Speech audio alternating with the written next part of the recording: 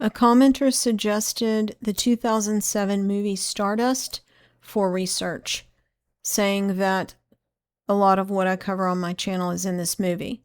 Babylon, Druidism, Anglicanism, the Holy Grail quest, crowns, knights, witchcraft, etc. She said it was one of her favorites before she was saved. Natasha also mentioned that it was previously one of her favorites, so I thought, there must be some heavy witchcraft in this movie, so I investigated it, and it's definitely a club movie, British. I will play the trailer now.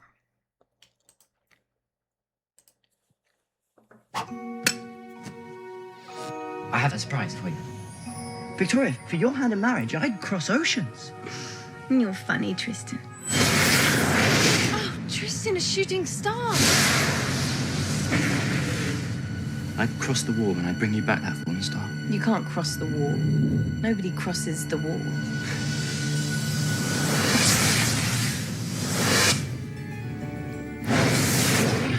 Excuse me, have you seen a fallen star anywhere? We're in a crater. This must be where it fell. Yeah, this is what I found. You're the star. You're the star? Really? Oh, wow. You've seen stories of magical worlds, wicked witches,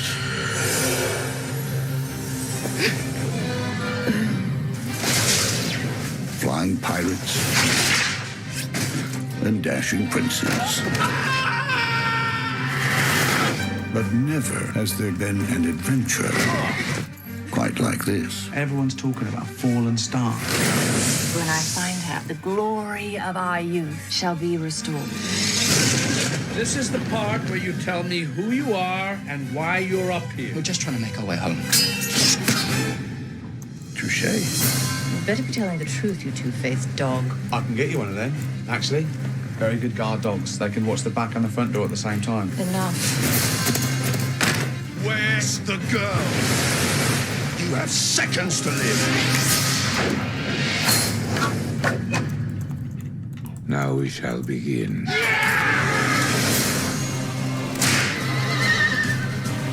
I know what you are.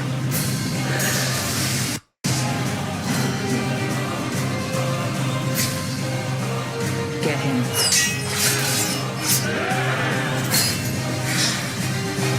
It's just you and me now. Not for long. Hold me tight and think of home.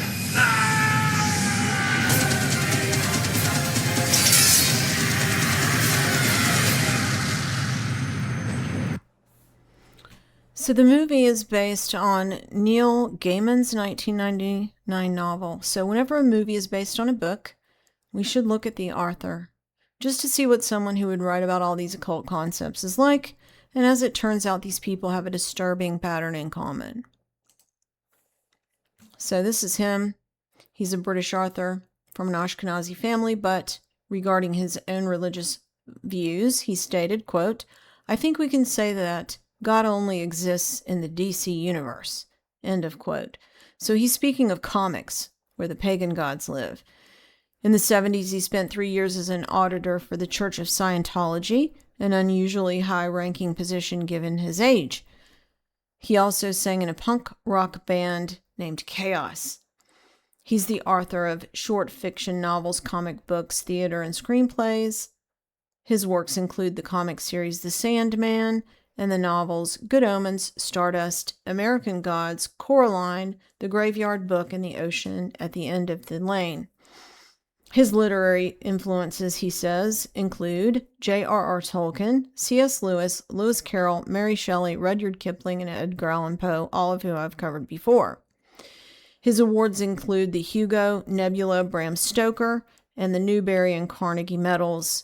The Ocean at the End of the Lane was voted Book of the Year in the British National Book Awards, and it was adapted into an acclaimed stage play at the Royal National Theatre in London. But there have been serious, high-profile sexual allegations and accusations against him by numerous women. One accuser sued him and his estranged wife, Amanda Palmer, shown here, for rape and human trafficking. In February of 2025, 3 federal lawsuits were filed that alleged human trafficking under the Trafficking Victims Protection Act alongside formal allegations of sexual assault and coercion. One named Gaiman and his ex-wife Palmer as co-defendants, and 2 were against Palmer alone, seeking at least $7 million in damages, which led to Disney halting the production of the film adaptation of his book, The Graveyard Book. Now the director. The director is Sir Matthew de Vere Drummond, a bloodliner. His biological father is George Albert Harley de Vere Drummond, an English banker and aristocrat. These de Veres have an entire genealogy in the realm of the Ringlord's book, which I talk about a lot, written by the Freemason and royal genealogist Lawrence Gardner. And the de Veres are under this section, Robin and the Chamberlains, right after the Elf Kings. See, there's this whole section on the de Veres, and they're mainly the Earls of Oxford.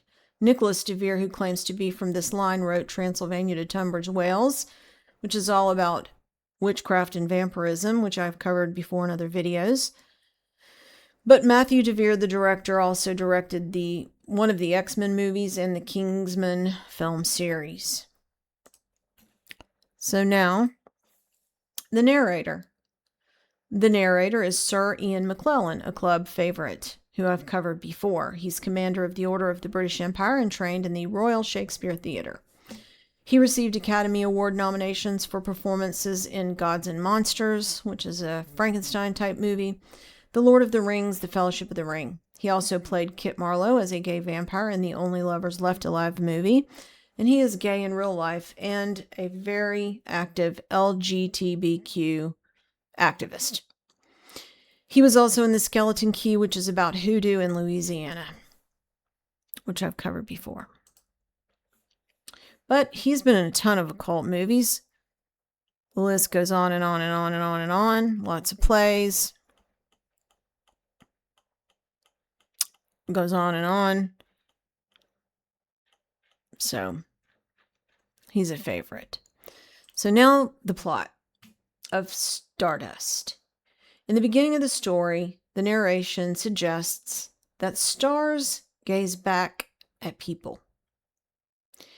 And it begins with a letter about this entire story that's addressed to the Royal Academy, which right immediately signals that this is a club movie.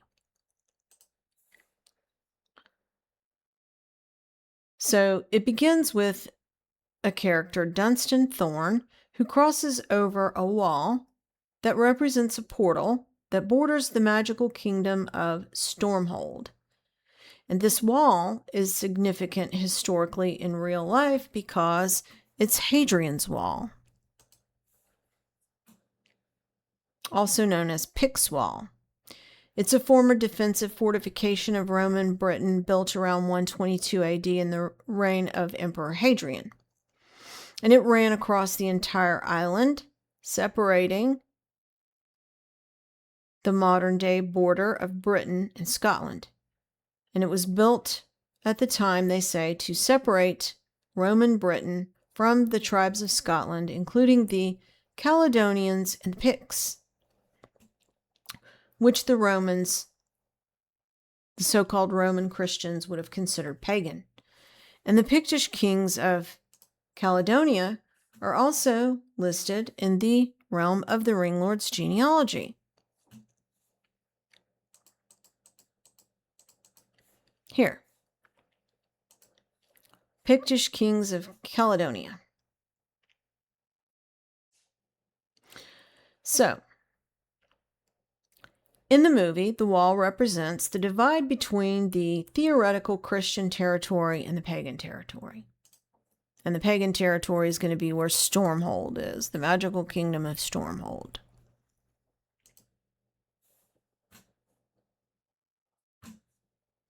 So English author Rudyard Kipling, who the author of the book Stardust took inspiration from, wrote short stories also about Hadrian's Wall in the book The Puck of Pook's Hill,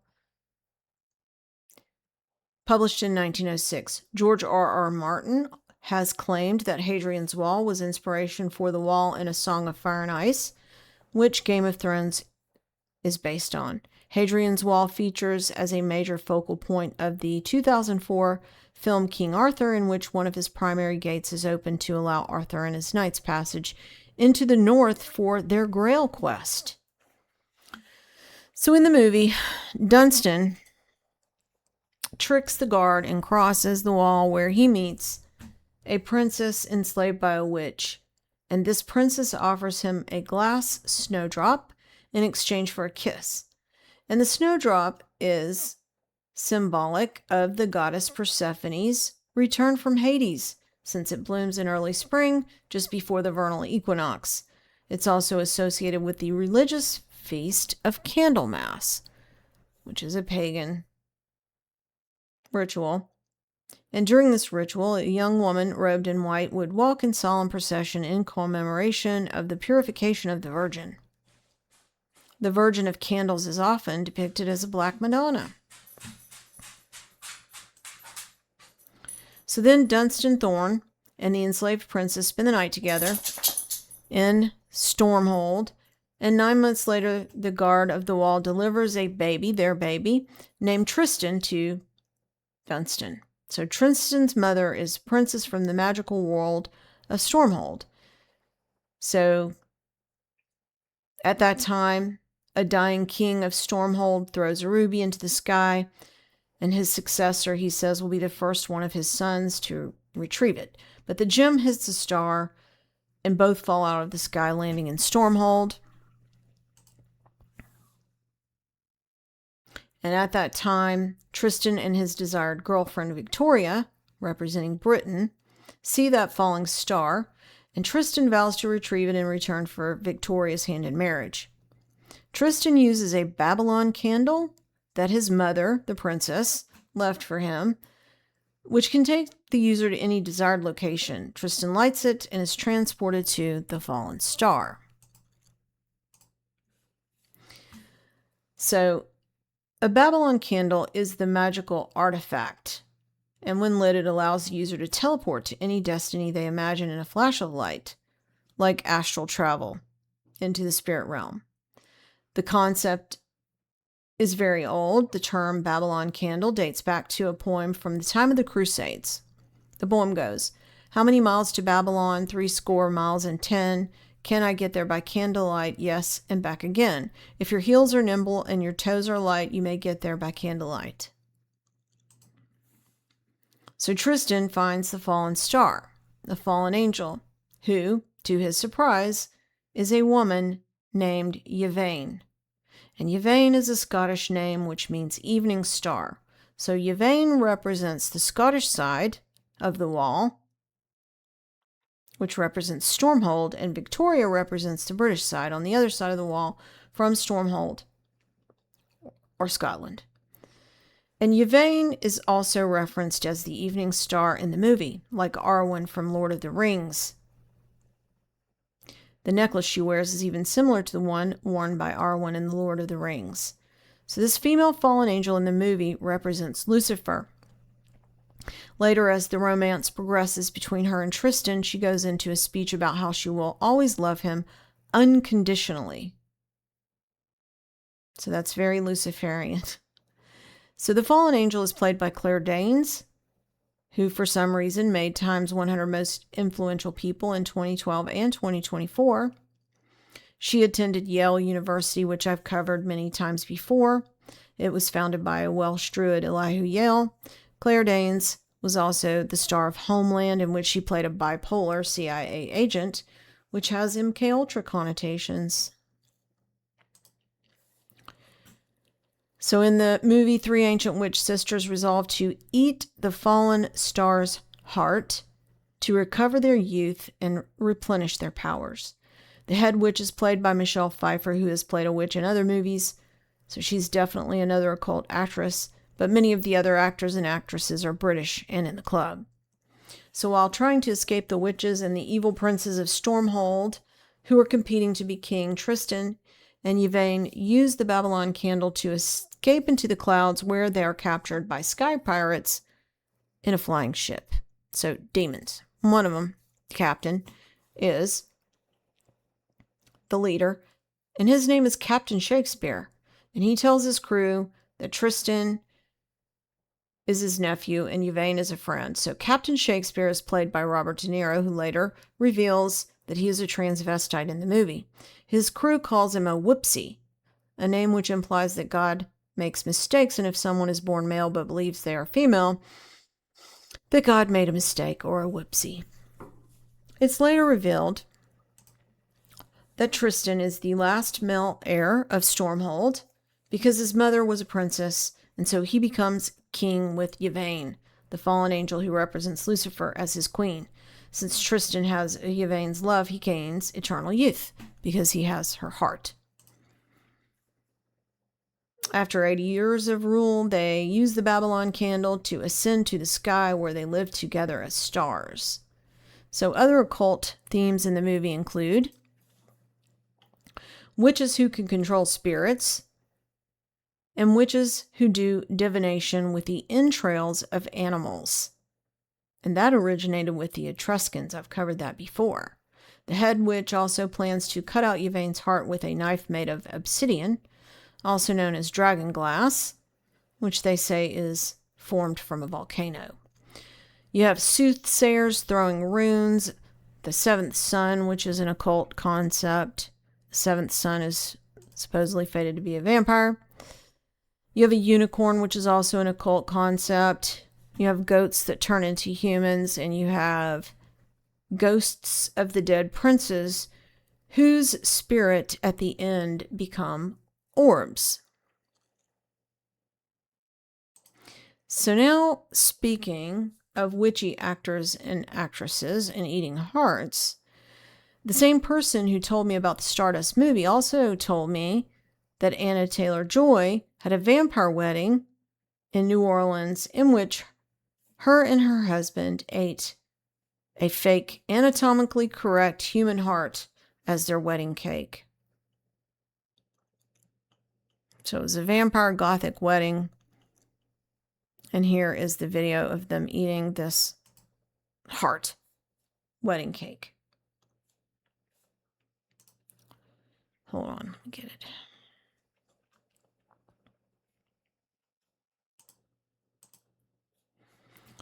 That is not what I wanted to do.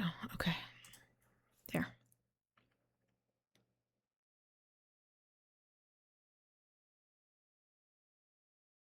That is really disgusting and unbelievable.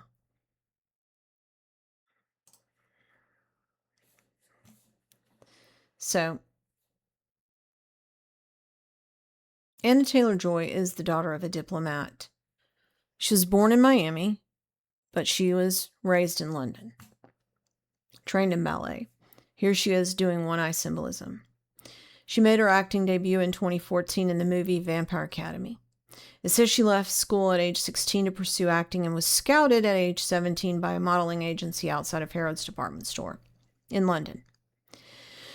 But I don't think it's likely that they just discovered this ghoulish daughter of a diplomat in a department store. It's more likely that she was already in the club and groomed for these roles. She's admitted to being a witch.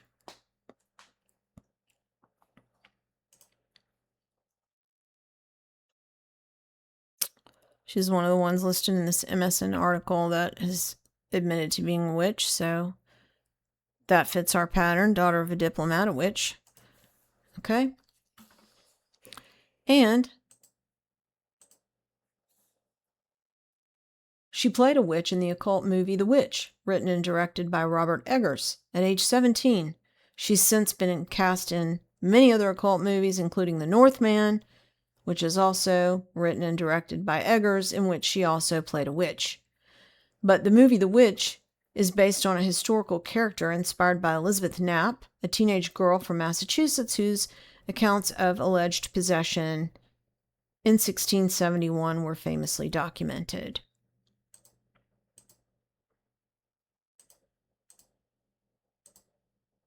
So in the movie, The Witch,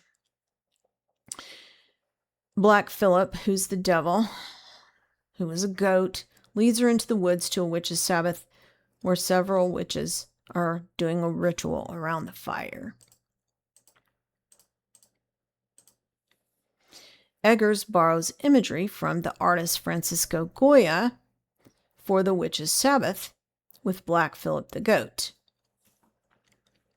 And she's also cast as an elf in the new Lord of the Rings, The Hunt for Gollum. This says, Anna Taylor-Joy has joined the Lord of the Rings prequel as Siren. Taylor-Joy's character is a Sinclair elf of the woodland realm and is described as a trusted, lethal agent of King Thorndul. Siren is an original character created by Andy Serkis, who is directing and returning as the iconic Gollum, with the original movie series director Sir Peter Jackson on board to produce. The Lord of the Rings, The Hunt for Gollum will be released in theaters on December 17th of 2027. Thanks for listening.